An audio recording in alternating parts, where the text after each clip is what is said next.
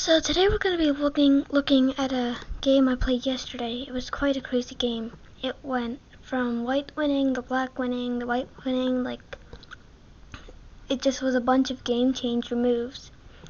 So we started off with, wait, why isn't this loading? Pawn to d4, which I was expecting the queen's gambit. So I played d5. Now doing the same thing. Then there was this, so I knew this wasn't the queen's gambit, because the queen's gambit is this. He played this, and basically I was doing the same thing as if it was a king's pawn. So if he played this, I'd play the opposite. So we just went from standards until this move came up, and I was like, what is this? h3. So I just went on and continued my development with getting the other knight out. As you can see, the bar is changing. So black's winning. Now white has more chances, and then it just goes up and down and up and down. By mid-game and the end game, it's so down or so up, it just is so crazy. And he played this. I didn't know what to do, because he's now blocking out this bishop to fork my queen, my knight. It just doesn't make any sense why he played this.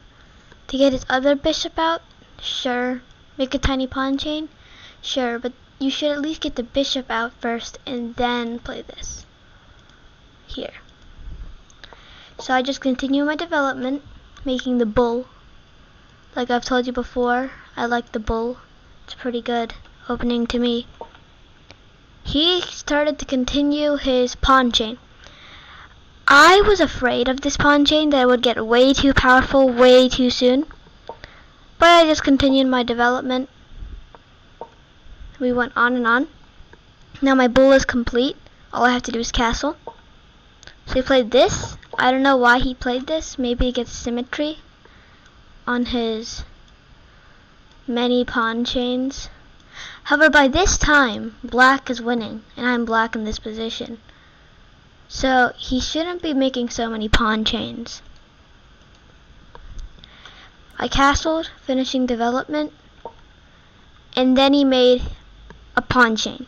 And I was like, we have to get rid of this pawn chain. So I sacrificed my knight. That was a very bad move, because it took me from a winning position, and if you look at the graph, now it's almost, Pot X Olo 58 from the Basque country is now winning 0.47. So that wasn't a very good move of sacrificing my knight. Of course he took. Now actually opening up his rook, which later in the game is super annoying. And I took the pawn. Now I've destroyed one pawn chain. So when I took the pawn, I was thinking of this fork, which is forking the king and the rook. And I was thinking that the pawn taking wasn't such a bad idea now, because the rook's going to be gone. Unless he plays this, this, or this. He played one of those moves, so I had to cancel my fork and got the queen out. I mean, it's mid-game, I'm kind of losing. I want to get my queen into the fray so I can start winning, because the queen is a powerful piece. So he put his pawns in the center, which now completely destroys his position. Like, look how much percentage white is winning. And after the next move, black is winning. So that's why there's many game changer moves in this game. That's why I said I like this, because it went from winning to losing, winning to losing. Kabam, kabam, kabam, kabam. So I took, he took, I took. Now, what I missed. Since I moved my queen upward, I'm losing protection on this bishop, which, next move, he of course takes. Another thing I missed is I am attacking the rook in this position. However, my past me, I'm saying past because I played this game yesterday, did not see that. So I took the bishop instead, which makes white in a winning position now. If we took the rook, let's see what happens. White is still, it's kind of the same thing. However, I took the bishop and now I'm not doing so well. I also did not see this move coming at me. It's just so sneaky. He takes this. I'm like, okay, he took my bishop. I take his other bishop, and then I lose my rook. It was a pretty intense game. I took with my rook. And then I noticed this open E file. Yes, my queen is in danger from this rook. However, playing this is check, so he has to move. Because if he doesn't move and blocks with queen, I just take the queen with my queen, and then that's not actually mate because there's a knight. So he did not block with queen. He blocked with knight. And by doing so, white gained. When I played this move to get my queen out of danger and attack the rook, white started winning again. So as you can see, the bar just goes up and down and up and down. He puts his rook to safety, and I check. Because the king is like in this tiny box with only this square for protection. So if I guard that square, I was thinking I'd be in a winning position. He blocked the queen. Now the only move the king can go is here, which is very tight. So I attack the rook so I can control this line and give a check or something. He of course saves his rook. I threaten the queen. He moves the queen. I attack the rook. He takes pawn. And doing g6, if you just look at the bar, the chances of black winning right now are so low. Like white is completely winning. Before that move, white was completely losing. So went from black winning to black losing. So that was a game changer move. He took my knight, which I did not see. I moved here to protect this pawn. However, there is a knight guarding and a queen guarding, so that was kind of a useless move. I should have also got this out, but I did not. He played this, getting more pressure on the pawn. I decided to give up on the pawn because I don't have enough defenders. He took pawn. I move here. Now this is where I get a plan. When he plays this, I get a plan. I'm gonna move my queen out, and I'm just gonna go. Just go and go. And then soon, like when the pawn is over here, I'll like move my queen here or something. And then when it turns into a queen, on this square, queen takes, or else it's check. So queen takes, of course, and then my queen takes, and then he loses his queen, check. So that's what I did. I moved up, and I just went. And then when I reached here, white noticed that my pawn is getting way too close to his territory. So he attacked my pawn, and I can't take the rook because of this pawn. But I just went. I just kept going up. he played this. This is where I was scared. My pawn's gone. However, I checked him. Now forking the king and the rook. He moved his king away. I took the rook, or else that move had no point to it.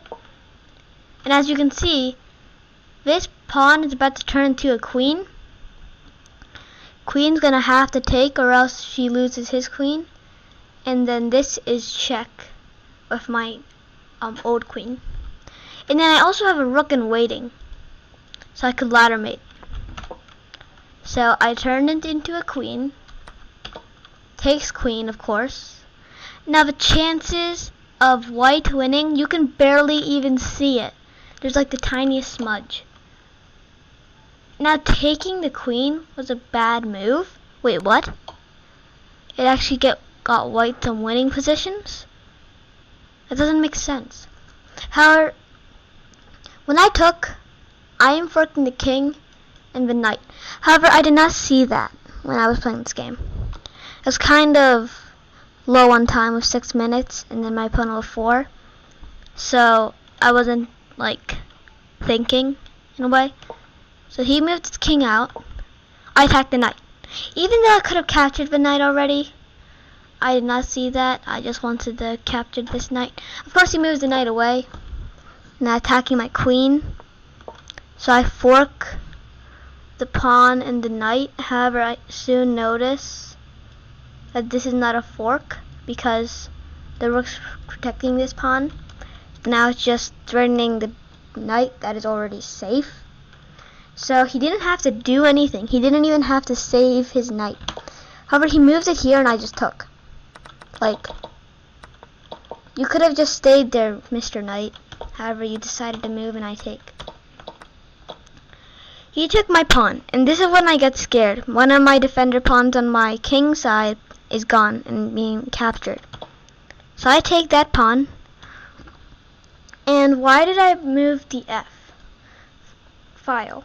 Because then I have more breathing space, because if I took with this pawn, then I only have like the edge. And white's chances of winning are actually like just a smudge. So he plays this, getting his rook into the action. And I check. He moves his king down. And this is a ginormous mistake. I understand that if you move up, then you can get ladder mated. Well, actually, yeah, okay. So moving down was actually good. However, then there's this check, which is forking the king and the rook here. And if you really want to include it, the pawn, but that is completely useless to me right now. He goes back up, and I take. And he goes back down.